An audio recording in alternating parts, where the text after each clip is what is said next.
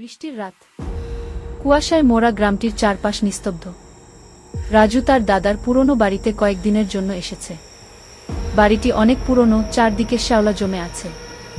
রাতের খাবার শেষে রাজু জানালার কাছে এসে দাঁড়ায়। হঠাৎ বাইরে কারো সাদা ছায়ামূর্তি দেখতে পায়।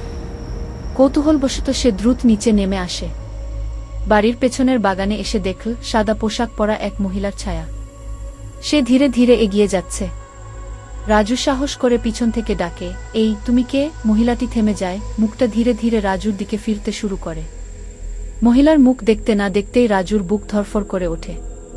তার মুখ নেই, পুরো মুখটাই ফাঁকা। হাওয়ার ঝাপটায় মহিলাটি মিলিয়ে যায়। ভয়ে জমে যাওয়া রাজু দৌড়ে বাড়ির ভেতরে ফিরে আসে।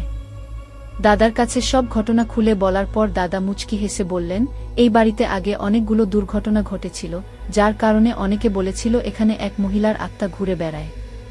তবে ভয় পেও না, সে ক্ষতি করে না, শুধু রাতের বেলায় দেখা দেয়।